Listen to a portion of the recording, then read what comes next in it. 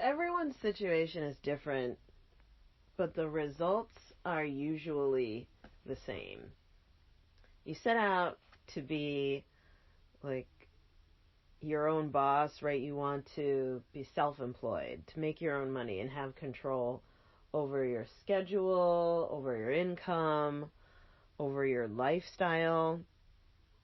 But then some people, like, they thrive in that amount of freedom, whereas others, they don't so much, right? Everyone's situation is different, but the results are usually the same. We set out for this freedom-based lifestyle, you know, being self-employed, right? Being entrepreneurs, where we want to take charge and control of our own life and finances. But along the way, you get distracted, you get exhausted, you get sidetracked, and it can be super duper frustrating because there's nothing but you being able to stop you from getting sidetracked. And like let me ask you, has that ever been your desire to like have more financial freedom that you created on your own terms? Like, have you ever really wanted to have that kind of lifestyle where your schedule is yours, or you know when you're going to make the next amount of money, like it's under your thumb, like you are in control? Have you ever really wanted to be able to, instead of having to hop into the car and drive to the office, right? You could work from home in your underwear, or even get paid in your sleep. Like that's the lifestyle, right? You and I both, we set out for that. We wanted to, I know for me, it was because I wanted to put my health first, my physical and my mental health, right? That's why I decided to work for myself. But also, if you're anything like me, you get sidetracked working for yourself. We're human beings. We're not corporations. I mean, technically we are, you know, because I know you and I both, we have tax IDs, but with that, we've got to stay on track in order to make it, in order to make that dream of financial freedom, in order to grow the business, which is growing our freedom. In order for us to stay on track, there's a process that needs to be implemented for managing me, right? I, as a business owner, I, as a solopreneur, I, as a self-employed individual, have got to implement a process, like an ongoing system and structure that manages me showing up, being effective, and producing the results that I seek so that I can have the freedom that I crave. And so maybe this is something that speaks to you too, right? Do you get distracted? Like, have you ever had the experience in the past of, you know, joining even like a mastermind or a coaching program, but then you get sidetracked because life happens, right? Or maybe you have a challenge, or you have something come up in your family that gets you the emotional hit, messes with your head so that your head's not in the game anymore. And I can tell you, for myself personally, I've lost, I can think of one example in particular where I lost $60,000 because my head was not in the game, and I took my foot off the gas because I got scared, and that caused me to lose 60 grand. Now I've had also the experience of making 60 grand in a day, and that was after I had lost that $60,000. It was in an advertising problem. We can get into that in a little while, but I wanted to put this to you, because you got scared, or because you lost faith in yourself, or you got nervous, did you take your foot off the gas before in your business? Or could that even be happening right now, that it's just been so long since you sold something that you're like, I don't feel comfortable, right, asking for the business? Admit it, right? Just admit it. Let's be honest. Because if you watch this video to the end, what you're going to discover is that there really is a program, a system that you can install in you, like your own upgrade. The managing me system, so to speak, that ensures that you'll stay resilient, that you'll stay on point, that you'll stay in the game, stay on track, so that you keep growing your business and that freedom lifestyle. I promise you, if you watch this to the end, I'm going to lay out for you exactly what that looks like. So, my name, by the way, is Victoria. I'm Sensei Victoria Whitfield, actually. Sensei means teacher in Japanese. So I know for some people in the West, they think oh, that means you're going to kick somebody's butt. Sensei is like a martial artist.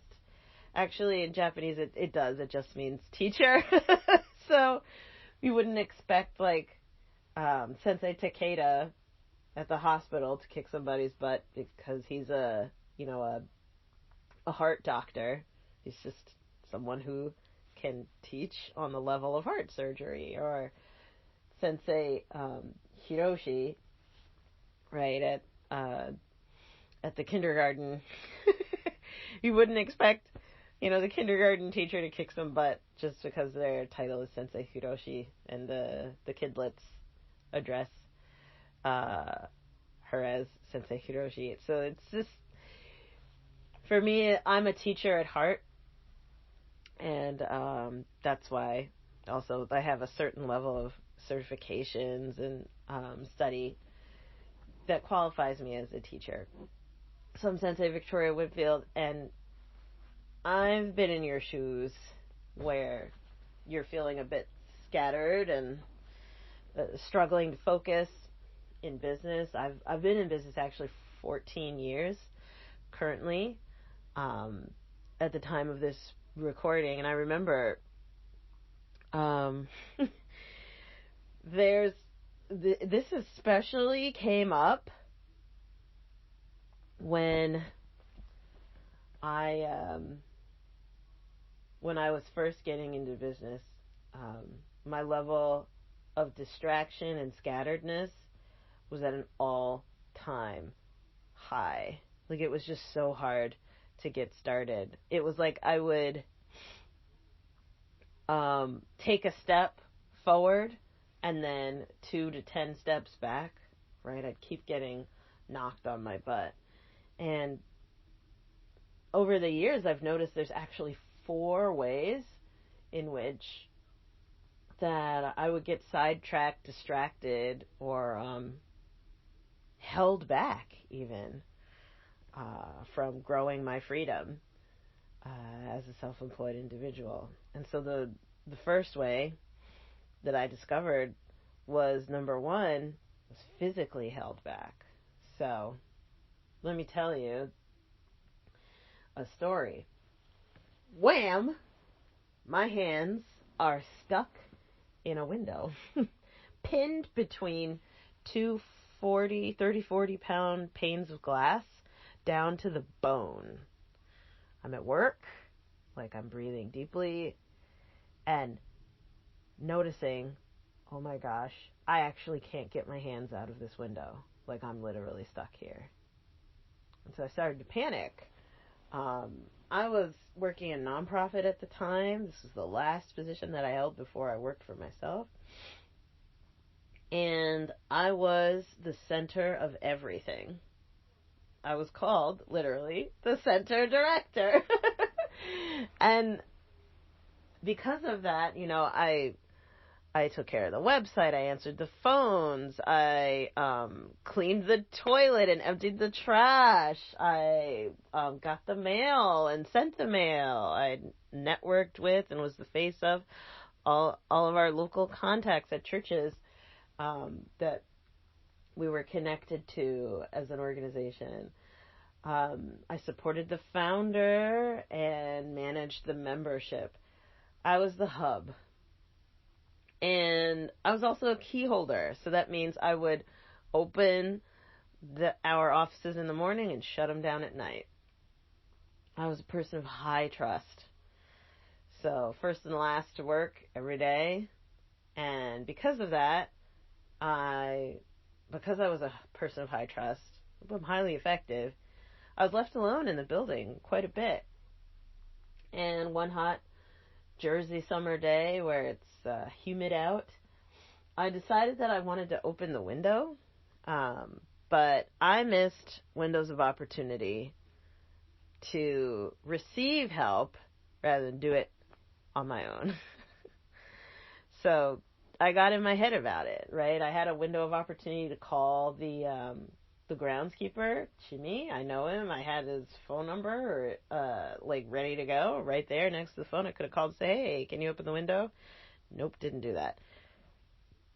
I had a window of opportunity to wait a couple of minutes for someone to help me open these original blown glass windows in this beautiful historic Victorian building. Would have been about 7 minutes till someone came back. Didn't take that window of opportunity, and then I had a window of opportunity to just pivot to my left and click, turn on the air conditioner until someone could come and help me out. But nope. I am a person of high trust, strong, independent, no problem.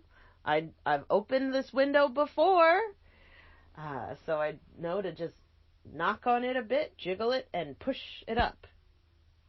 Right? And so I did, knocked it, jiggled, pushed up, and I heard a snap, and the weight in the side of the window frame broke.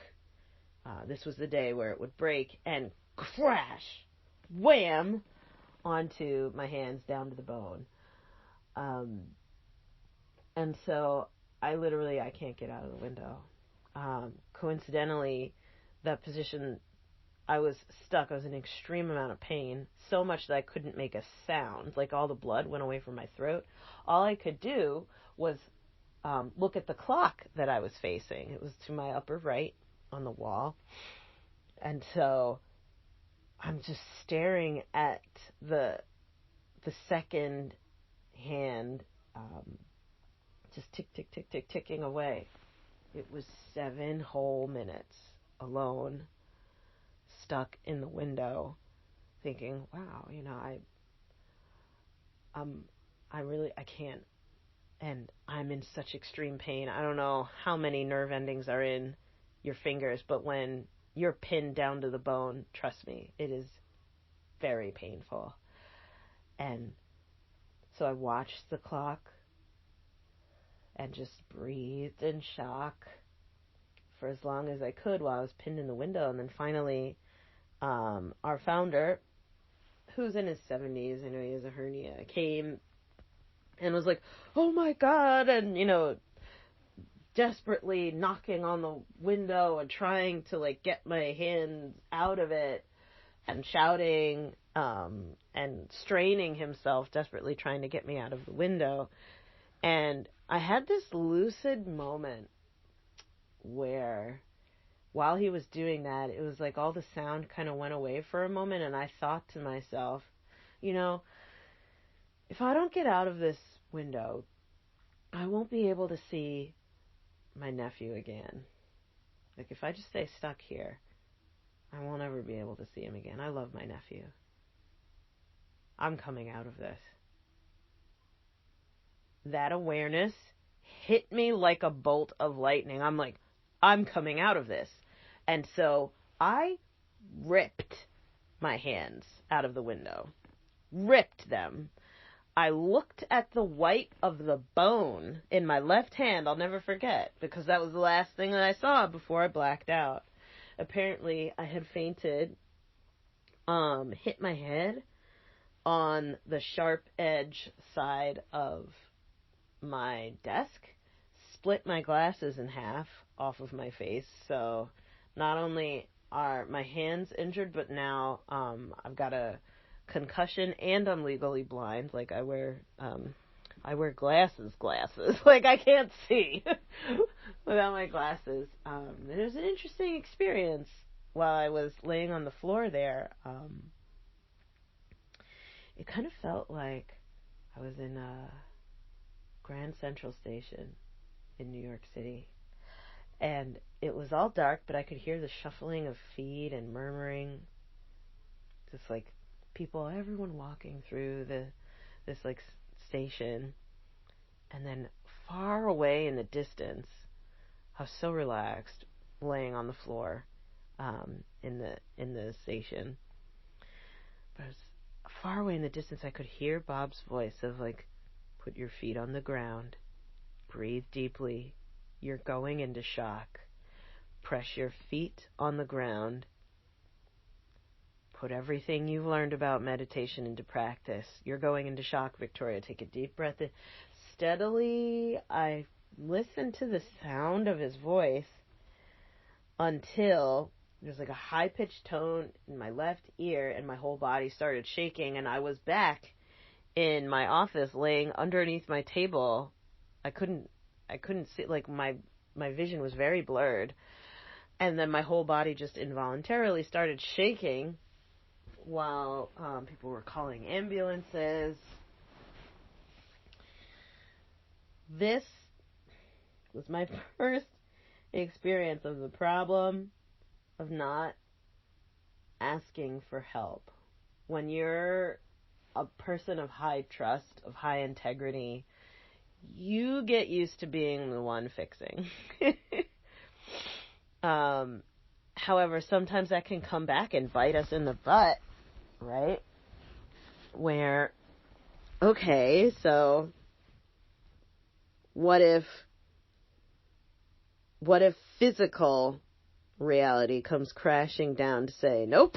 What are you going to do when you get a physical challenge, right? I had to be taken to the hospital that day, right? And looked over and cared for. I couldn't do my work. I was so ashamed and terrified. It's actually my worst fear.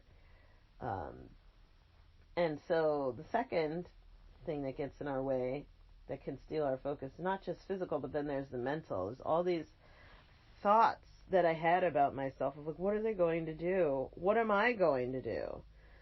I can't go to the hospital. I can't afford that, right? So all these thoughts fueling my anxiety. I used to work in medical, so I know just how much these hospital claims can be billed at.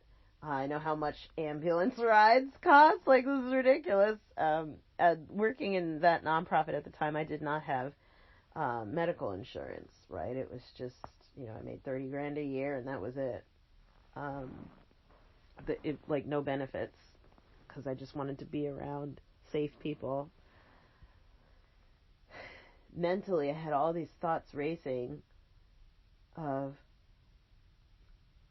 also going back to what put me in that space. And the first was like, oh, no, I don't need to call Jimmy. I don't need to ask for anybody's help. I don't want to bother anybody. All these thoughts, limiting thoughts,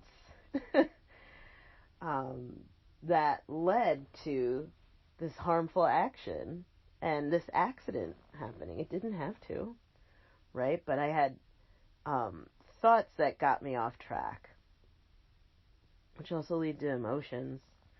I was so anxious and embarrassed and depressed. it was I felt so embarrassed and so angry at myself for getting hurt that I could barely speak to people or look anyone in the eye when they would ask me, what happened? Where were you? All of the things. I was so emotionally ashamed that I couldn't even, I could barely communicate. I was in emotional shock as well, which means, like, if you've never had that experience, you're just kind of numb. Like, you have no idea where you are, what's going on. Like, it's just, you feel completely disconnected from yourself, from your environment, from what's happening. I was really, really emotionally triggered, like with going through that physical trauma. And then, last but not least, I believe that there are spiritual things that can distract us, right? Spiritual things, or for those of us who are atheist, our beliefs, our worldview, and expectations is what I would say is spiritual things that can, like, really knock us off track. And I had that expectation. It's more than a thought. It was just a fundamental assumption that, like, I'm an interruption. And because of that, I am harmful. And that's why I must be independent. I must be the one who's reliable, because me interrupting others is absolutely unacceptable, right? I'm not worthy of being helped. I help others. I'm not worthy of being helped. I help others. And that fundamental assumption, right, or if your worldview allows, that limiting belief, that spiritual kink in your energy really clamps off the flow of love and support. Clamps up. You clamp up. I was clamping off, right? Plugging up and damming myself against the natural flow of love and support that has always been there. But it was the pattern in me, the assumptions in me, the limiting beliefs in me that was preventing me from being open to believe I could receive support, right? So that for me was an original awakening around, wow, I need to ask for help. And so that, by the way, one thing led to another in that, fast forward, like, started receiving more mental and emotional and spiritual help, started working with spiritual teachers, and one of my spiritual teachers then brought me to this awareness, and he introduced me to the idea of working for yourself. And so, okay, right, being self-employed, right, where you don't have to work for anyone else, that you can have total freedom. If you're going to free your mind, might as well free your bank account as well. And so what happened, though, is that I followed him into, like, learning more, not just about energy and meditation and stress relief and the body and anatomy, so that I could heal myself physically, but also heal myself mentally and emotionally. But then we continued down that path, and I followed him into a business coaching program because he wanted to grow himself and his business, and I was just apprenticing under him. So I'm like, yeah, no, absolutely. Like, I'm on that personal growth and development journey. And so, wow, financial freedom, that sounds like a new frontier. Let's go. Like, what is it to have a business? I had never worked for myself before then. Like, I'd never even thought that was legit. Let alone a thing. I thought it was like a joke. I'm like, oh, get a real job. Like, oh, people work for themselves because they can't get a job. And so, we started studying under this really fabulous business and marketing coach, and she had so much to teach.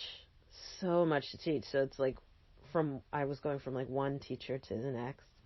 Yeah, that's another reason why I identify as a sensei, because I'm a lifelong student, more so than the fact that I'm qualified to teach on certain things.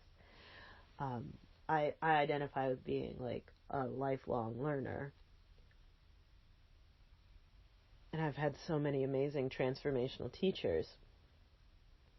And so my spiritual teacher, who taught me how to meditate, taught me how to ground and clear my energy, taught me about the human anatomy and how to like heal and connect to energy flow and to manage your emotions and stuff like that. We're like following him as his apprentice into this business coaching and marketing program academy.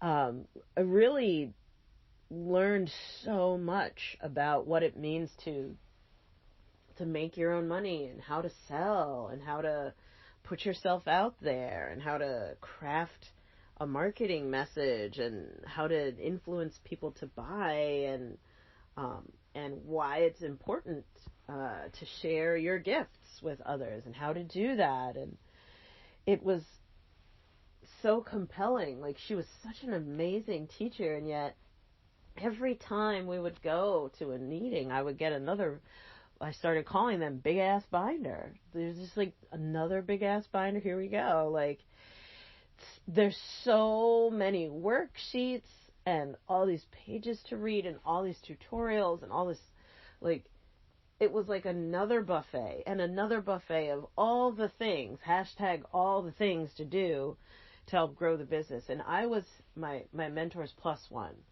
So he and we would get back and try and figure out like how to like navigate this tremendous amount of information and there's so many options to market. There's so many options for advertising.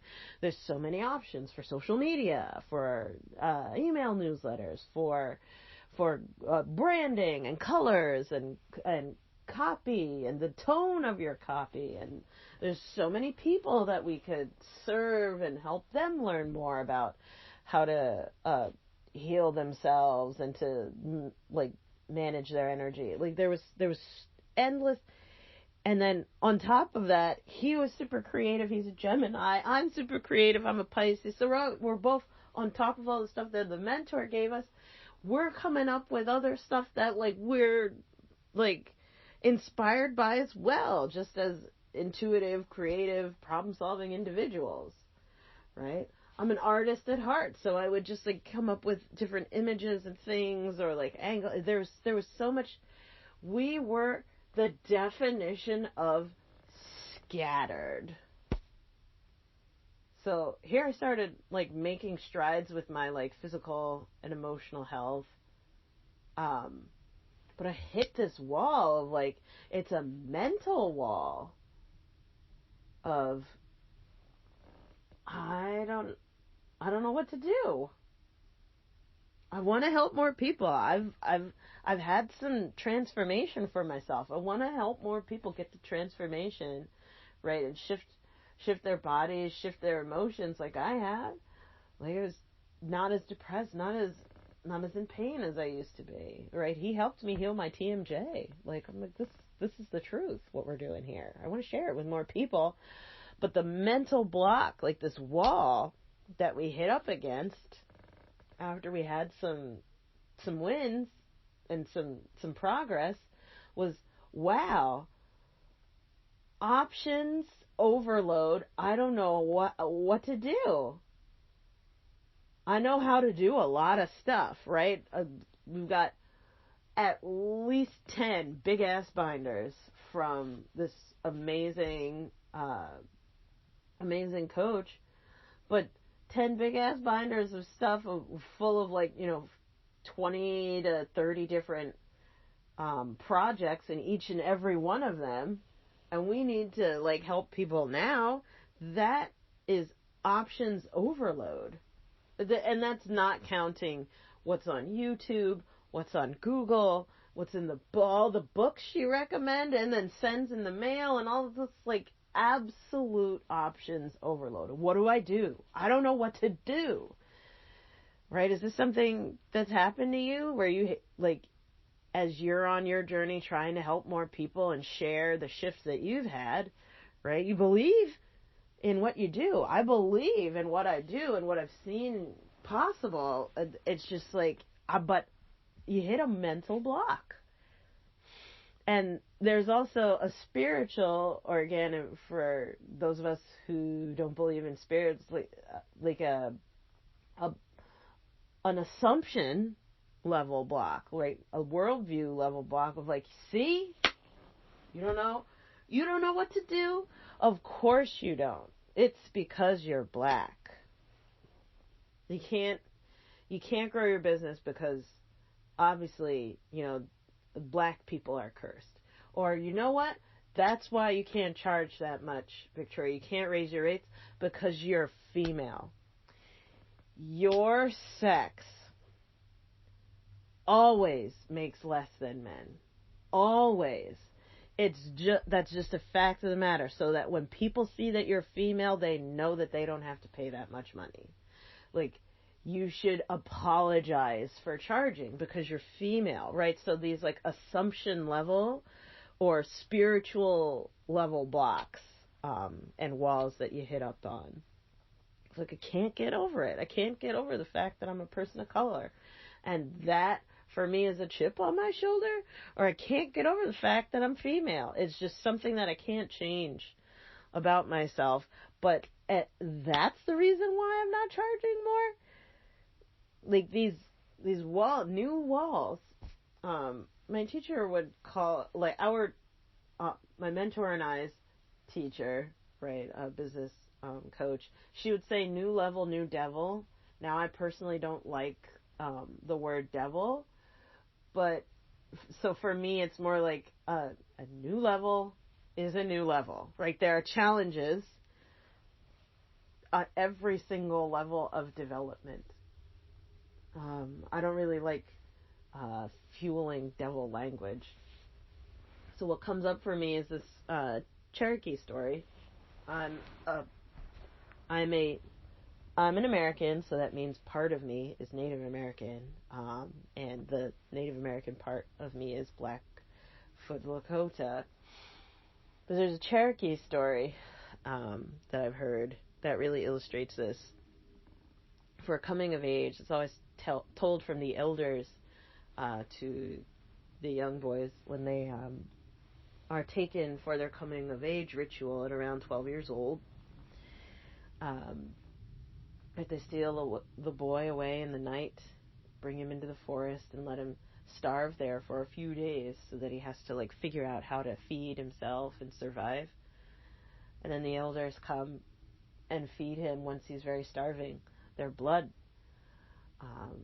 So that it's the first time in a boy's life that he learns, like, food isn't just produced from mother's milk, but also, like, there's support, there's sustenance that can come from brothers as well. And it's the resource of blood relationship and blood bonds. And the story that's told to these young men during their coming of age ceremony is the story of the two wolves, that within all of us, no matter what, there's always two wolves that are fighting. The good wolf and the dark wolf, right?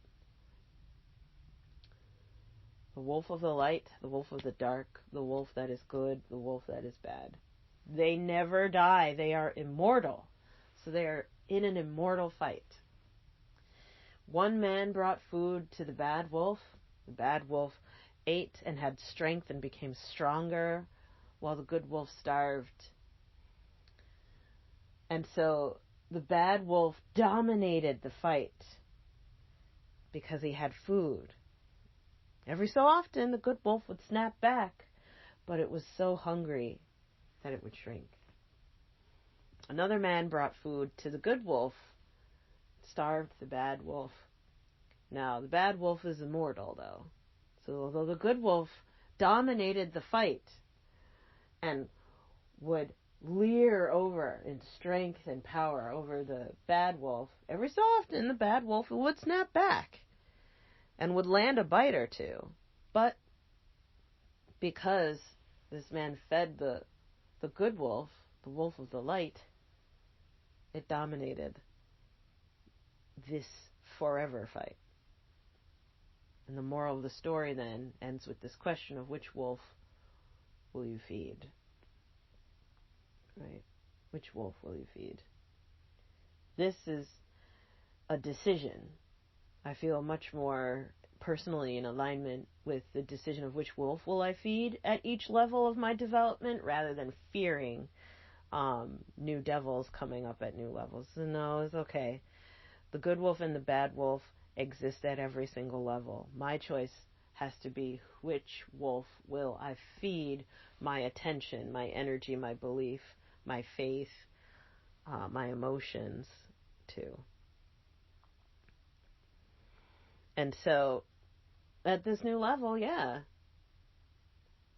the things that were knocking me off track and that were distracting me from growing myself and my freedom, right? With the first level, it was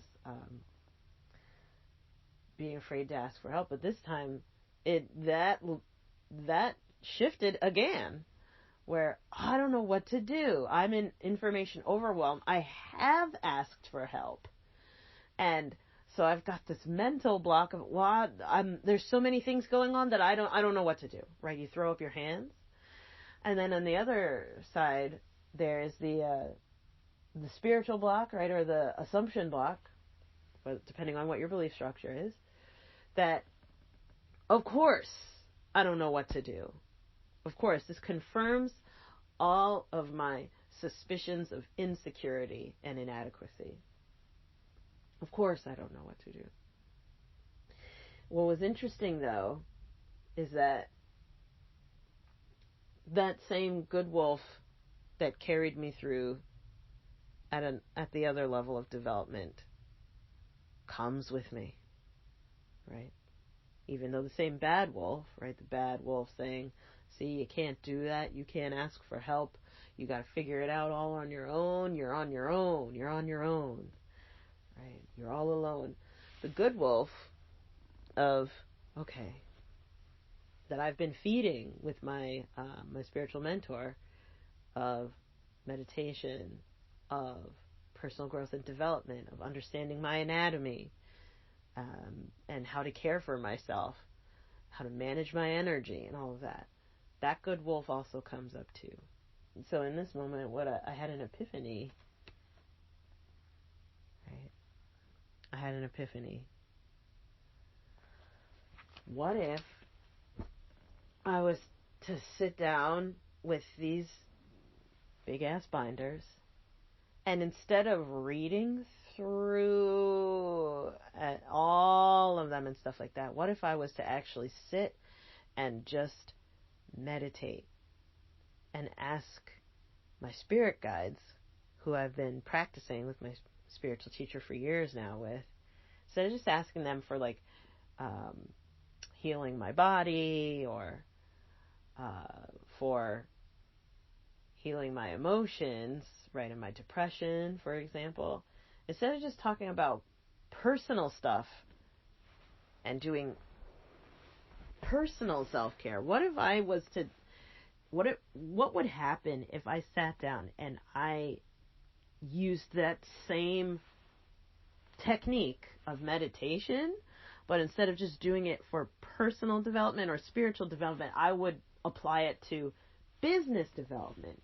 Is it possible? I had this aha moment of a hypothesis of, is it possible that doing the same energy management and emotional mental clearing meditation techniques? Is it possible that if I applied those techniques from, instead of just my personal life and my personal health, if I was to apply it to my work life and my financial health, would it still have an effect? Or is it only something that applies to, healing injuries, releasing past emotional trauma, like breakups and stuff like that? That's what I was using it for. But I had an epiphany. Like, it kind of struck me of,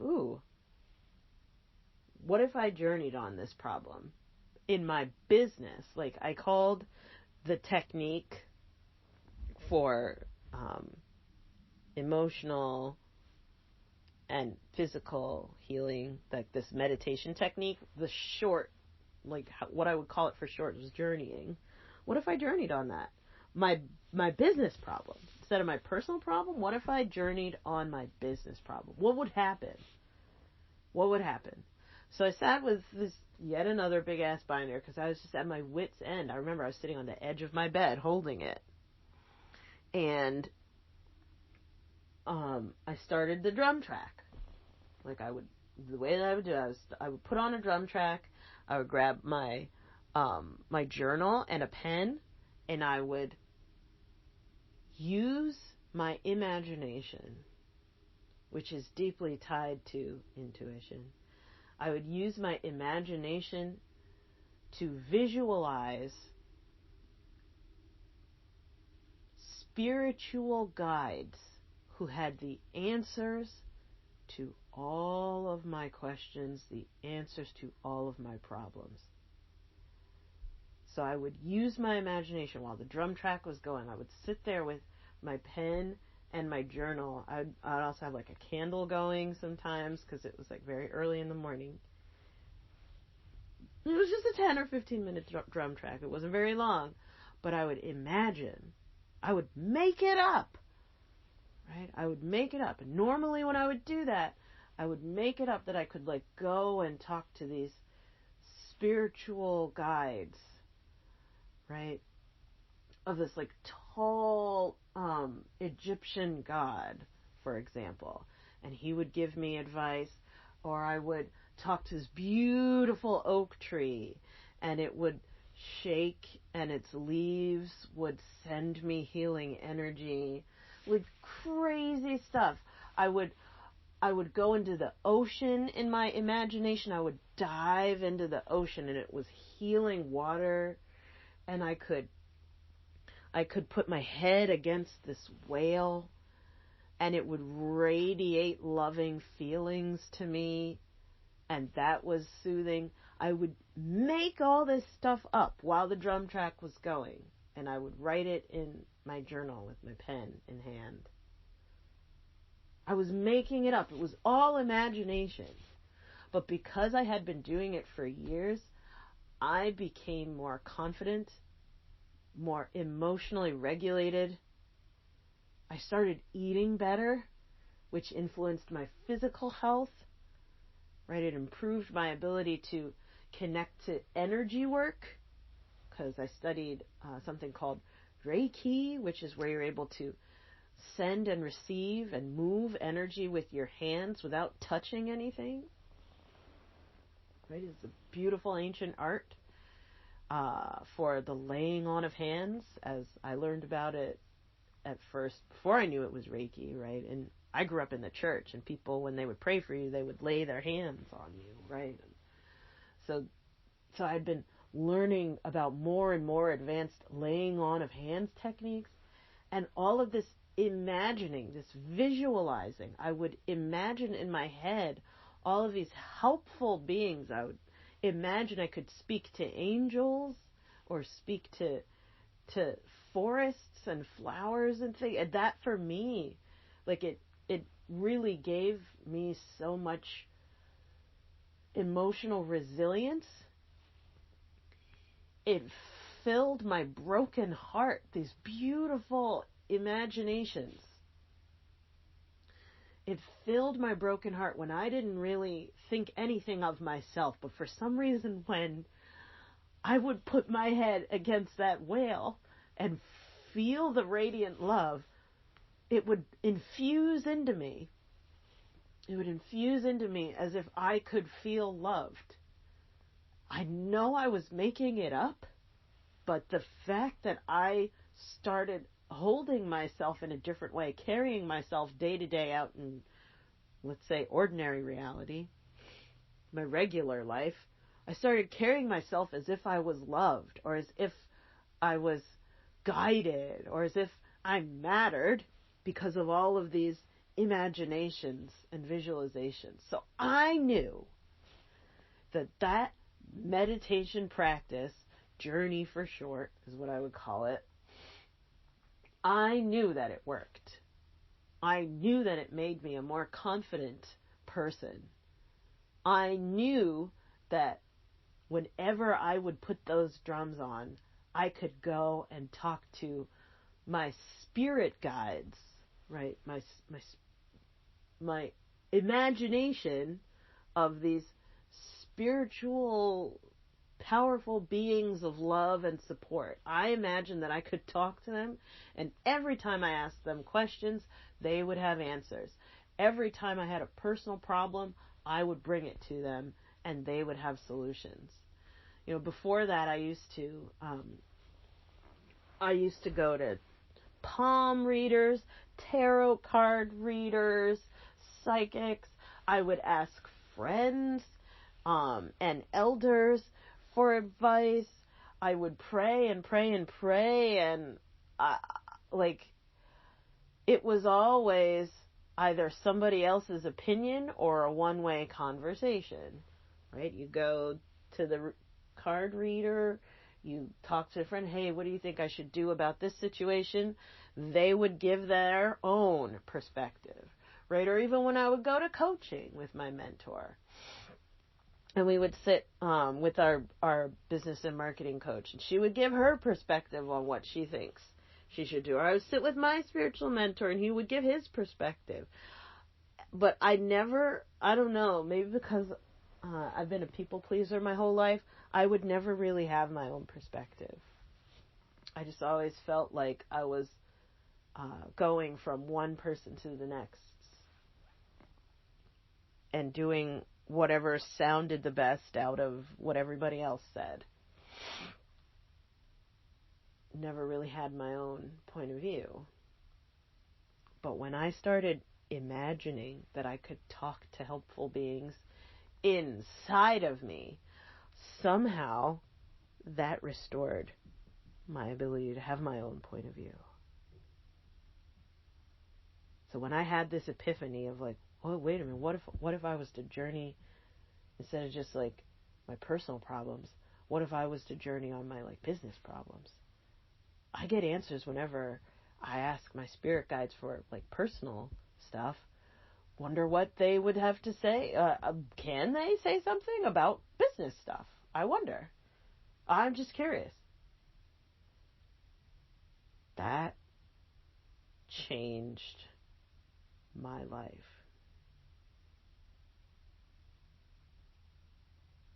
That changed my life. You know, it was already amazing.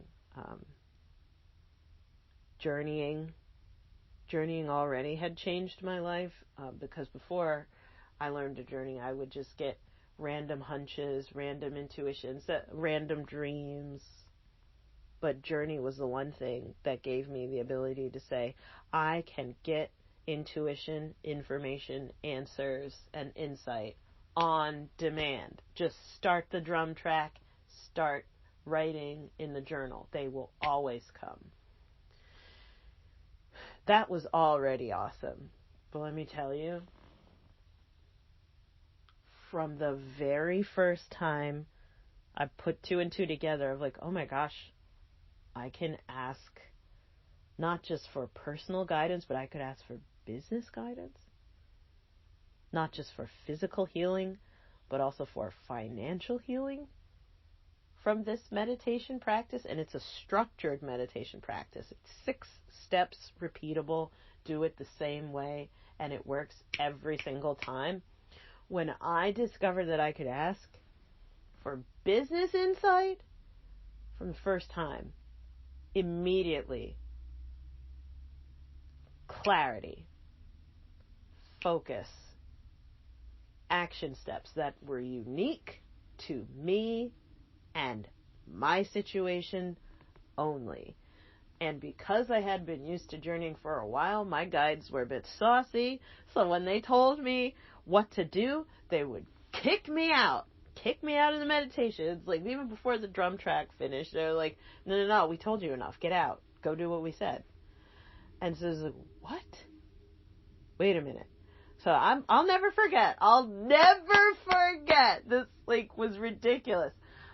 This was, okay, get ready, because now I'm going to take you into this alternate world, my imaginary world. So I'm a little bit reluctant, but it is what it is, and it worked. Period. So if you want to know what worked, no matter how weird it is, stay tuned. So here's what happened. Turned on, remember I had the candle, my journal, and my pen. I turned on the drum track. There's no speaking, by the way. It's just drums, just like a steady beat. And so I went down this dirt tunnel in my imagination, like I always did. And I broke through the bottom crust of the tunnel and fell out into what looked like an adobe desert, as I always did. And there was this tall Egyptian guardian who I always saw. I'm like, hey, so I have a weird question today. Because I could just talk to him. I could just talk to him because he's my spirit guide, right? I could just talk to him. I'm like, I have a weird question today. What do I need to do today to get clients? And he looked at me, blinked, and he said, I know someone who can answer this question. And I'm like, oh, okay, can you take me to them? He's like, yeah, absolutely. We turned to the right, and there was this opening in the sand of a tunnel down into an obsidian temple, all black stone. And so we go down these black steps. Again, I'm imagining all of this while the drums are going. And I'm walking with him.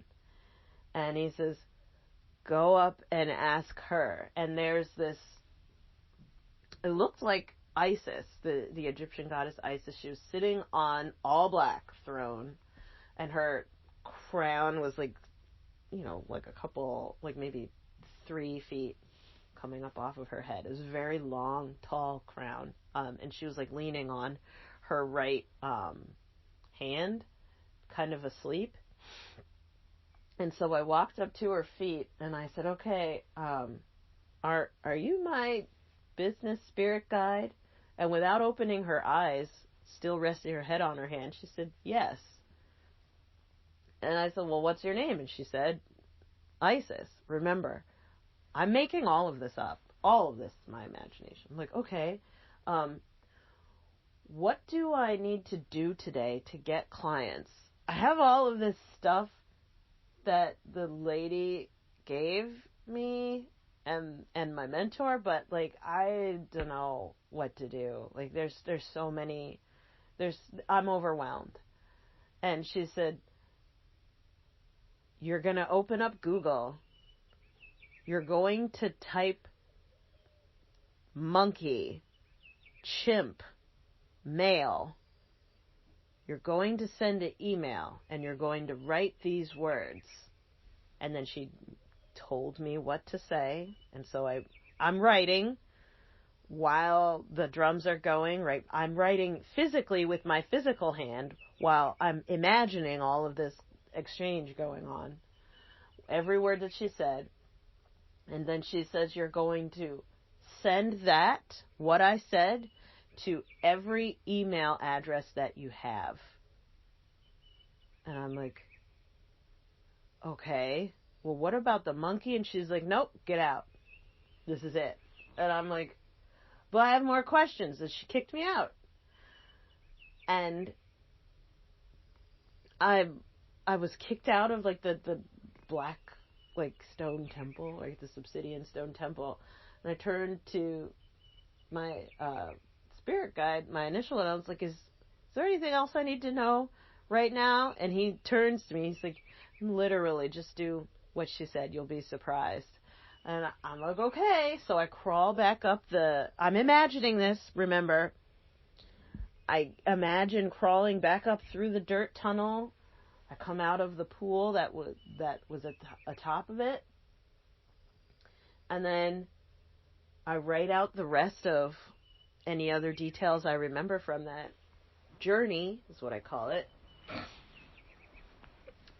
And I immediately go to my laptop and type into Google monkey chimp email. I had never heard before in my life of MailChimp. But lo and behold, and by the way, it was not in any of her big ass binders. There was nothing about MailChimp at the time about like nope. She said just like in one of the worksheets, and by the way, there's like 100 pages in this one big ass binder in particular we were working through. One of them, like buried in one of the sections, was like, "Oh, send an email newsletter." Buried in this huge, like 100-page binder of worksheets to do, buried in there was one little suggestion out of hundreds, right? So I went, I found there was MailChimp. Apparently you could sign up for it for free. I signed up for it for free. I uploaded all of the emails that I had, and I typed word for word out of like what I had written down in my journal from my imagination, quote unquote, right? I typed that and I sent my first email newsletter. Would you know that I got callbacks, had a conversation, had my first 4 clients from that very first email.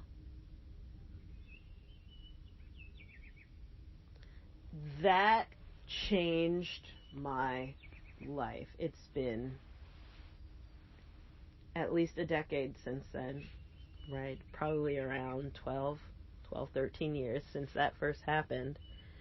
My mentor ended up sharing my success when I went from making $700 to $10,000 a month, right? I mean, $700 total ever having done anything, to a steady $10,000 a month and being able to buy my first car.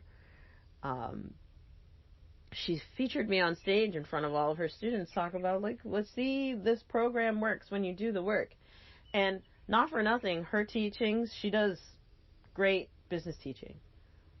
But I had information overwhelm to the point where I was paralyzed. Like I didn't know what to do. The only way I was able to implement and make steady progress was because I had that 6-step process of journeying. That brought my body to be more relaxed. That brought my mind into focus and my emotions into calm and clear, and brought my spirit into filled with faith and confidence that I can do this because this is mine, right? It brought all the 4 things that usually knock me off track into alignment so that I was able to take money generating actions. Meditation done strategically is the key to taking regular money generating actions. Meditation done strategically on a regular basis is the key to managing me. Strategic meditations. That means I did that meditation to solve a business problem. I wasn't just messing around. I wasn't just taking a nap. I wasn't just crying about an ex-boyfriend. All of the above I've done many, many times in meditation while getting a massage or, like doing self-care. Yeah, I do self-care for personal stuff, right? Everyone needs to cry. Everyone needs to feel good. Yeah, but I didn't just do it in general. I did it strategically. I'm practicing this strategically to solve business problems. If I can manage me, I am managing the business, right? If I can get me focused, I can get my business focused. If I can grow myself, I can grow my business. And it was strategic meditation, and it is strategic meditation that is responsible for managing me. I grew fast, and then people started coming to me and saying, how'd you do that? How'd you do that? Especially the fact that you're a healer. Like, you do Reiki, Victoria. You're an energy person. You're a meditation teacher. How in the world are you making an actual living wage, right? $10,000 a month minimum. Like, it's been more since that. But how are you doing that steadily? Through multiple recessions. I've been doing this 14 years now, by the way. Right? It's been, how am I able to sustain continuing taking action, being a Pisces female? There's no, in the zodiac, go ahead and look it up. Go ahead and look. There's nobody more scattered than Pisces in the zodiac. Like, we're a pile of emotional mess. There's no one more scattered. There's no one more likely to not take action, astrologically speaking, than a Pisces. But watch out. When Pisces gets her creative in alignment, when Pisces gets his creator in alignment, we are unstoppable. And the secret message to astrology, by the way, is that everybody has every sign inside of them. When you, as an individual, get your creative spirit into alignment, you can become unstoppable. And the key to doing that is strategic meditation. So, with that being said, okay, so that was me, right? Have I ever done that and introduced it to others? Yes, hundreds of people. That's actually why, interestingly, I've been successful in business and been able to enjoy my freedom lifestyle, traveling as I like, working with clients when I feel like, and also taking vacations when I feel like, being able to finance home repair, car repair, fixing my teeth when I've broken teeth over the years. Like, life happens, okay? I've been able to finance all of these things, having a free lifestyle, freedom-based lifestyle, not free, right? It does cost money. But I've been able to do this for 14 years, showing other people how to do this, right? So my clients, like, their results make mine look lame. And that's my favorite. That's my favorite. Right? I remember when I taught Joe how to do strategic meditation, right? How to journey.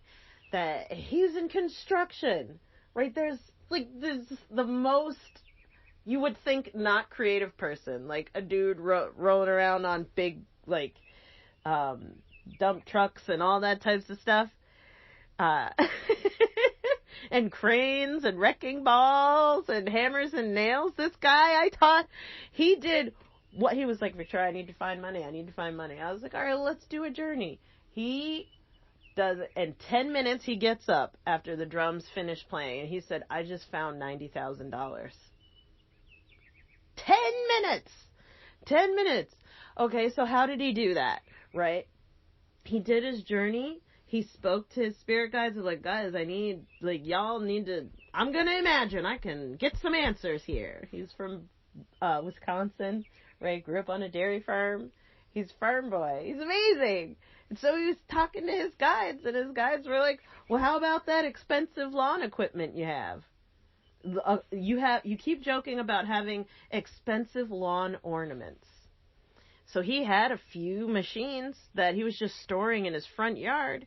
Each could easily auction off at $30,000 each, minimum. And they were like, you're not using them.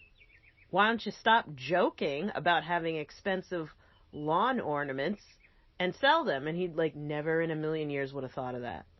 Never in a million. But one journey helped him put two and two together, sold it, got the $90,000 so he could have more cash flow for the company. Okay. What else? Right? So, okay. I had another client of mine.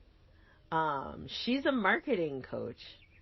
And she's so good at doing marketing and branding and campaigns for others. Like Pepsi used to be one of her clients as a consultant, marketing coaching consultant, like her firm.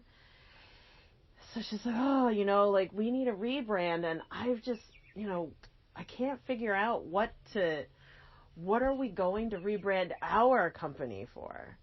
Like, I don't know what to name my company, and I've been paying other people tens of thousands of dollars. So frustrating. I'm like, okay, let's journey on it.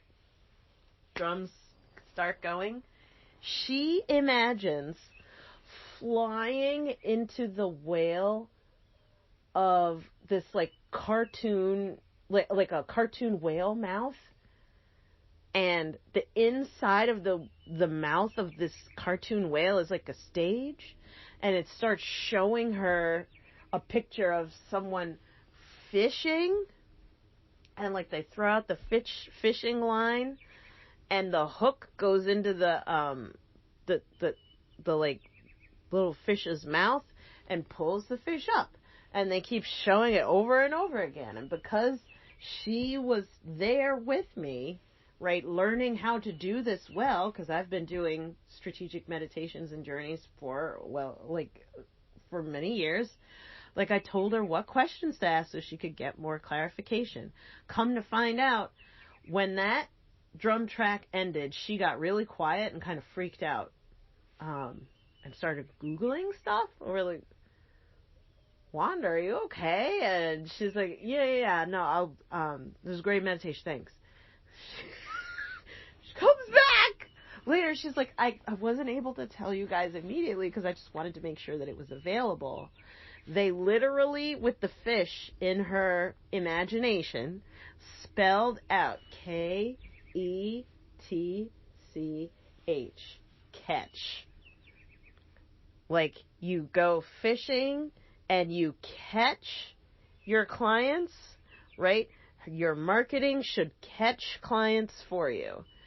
And that, she freaked out because she didn't know if that.com was available. She was doing how do you say, USEPO searches and stuff like that.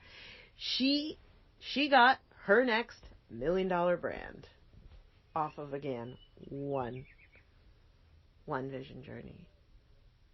Right. I have so many other stories. I could go on for hours. But what I also want to introduce you is, not only is it just doing this meditation, but it's making sure that all of your lifestyle supports you doing this on a regular basis. Like, how often do you need to be focused? How often do you want to feel confident and ready and clear to take the actions that you need to take in order to grow your freedom? I know we're talking about growing your business, but I'm talking about growing your freedom, right? Because that's what we're really talking about. How often do you want that?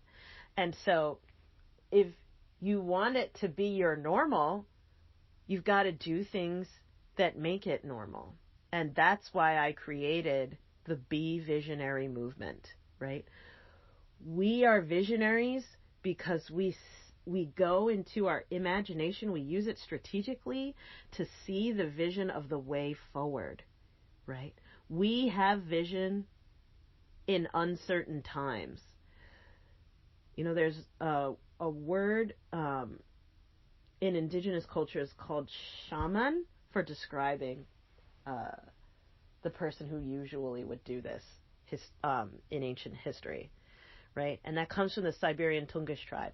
That word translates as one who sees in the dark is the shaman, right? The medicine man, the medicine woman, the one who's able to see a way forward for the tribe so that we survive the winter before books and internet and cell phones existed.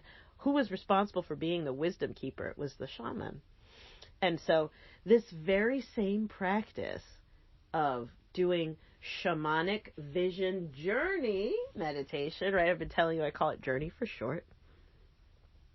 This very same practice of doing shamanic vision journey meditation has been done for hundreds of thousands of years to help us as human communities see a way forward and to survive and thrive, right?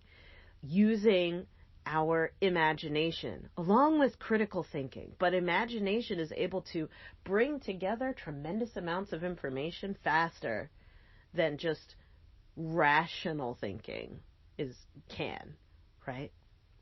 Because we're talking to and having relationships with our minds rather than just thinking and using our minds. So that's why I created the Be Visionary movement. This is a lifestyle, and this is a community that practices this form of meditation, but also has made it a way of life, right? We have regular events. We have regular practice sessions. We have entire libraries of journeys that are guided, unguided, worded, unworded, drum, no drum, all kinds, specifically made for self-employed individuals like yourself, like you and I. It's all custom fit to support you growing your freedom, right? And you get to be around other self-employed people, other service industry providers, other entrepreneurs and business owners who love to meditate. You get to network with these types of people. You get to network with visionaries and visionaries only when you're a part of our community, right? We've made it a lifestyle where you will never take a shower the same way again. Elon Musk, I would love for him to join our community, but he's already doing the practice. Right, I remember reading an article to say that Elon must have his morning shower every single day because that's where his ideas come to him, right? It's as if the water speaks to him as it washes over his body, right? It helps him solve problems. That is meditation. That is him showering strategically, right? He's being a visionary by doing things differently. And that's what our community is about, right? If I have something that I can't figure out, I go to the spa so that I get into an environment strategically that down regulates my central nervous system so that I can really do a good journey and hear the solutions to the problems that I face, right? I've got to down regulate my body, and we practice that as a community. We talk about fueling our bodies differently so that we can grow our freedom, right? We talk about speaking in a different way so that we can grow our freedom. We've got to be visionary, and it's better together. Now, I want you to consider trying out being a member of our community, right? We're currently housed on SchoolApp, SKOOL.com/Be Visionary Movement. And when you join us there, you'll have access to our community, access to our community vaults and libraries of meditations, strategic meditations, so that you can do them for business. You also have access to our calendar where we do Zoom class meetings where we go round robin style doing strategic meditations together, getting into the practice, getting insight, sharing our insights, right? You could work out at home and try your best to get fit, but when you go to the gym, you're surrounded by others who are also interested in living healthy lifestyle. They become the wind beneath your wings, and that's the same idea here. A rising tide lifts all boats. Don't just meditate on your own. Don't just try to manage your mindset and manage yourself by yourself. Be a part of a movement of visionaries so that you don't feel alone, right? As you are growing your freedom by growing yourself and your business. Join us on School App today, skool.com/Be Visionary Movement, right? Try it out for a month. If you don't like it, there's no contract, right? You can leave. But our members, once they join, they tend to stay for life because there's nothing like our community. No one's doing this, meditating strategically for business solutions. It works. So go ahead, join us on School, and I'll see you on the other side. It is an honor and a pleasure to get to share my story with you. Sensei Victoria Whitfield from strategicmeditation.com, and I'm sending you all my love. Mwah. Don't hesitate to reach out, because you do not have to lose your glow as you grow in life and business. Bye for now.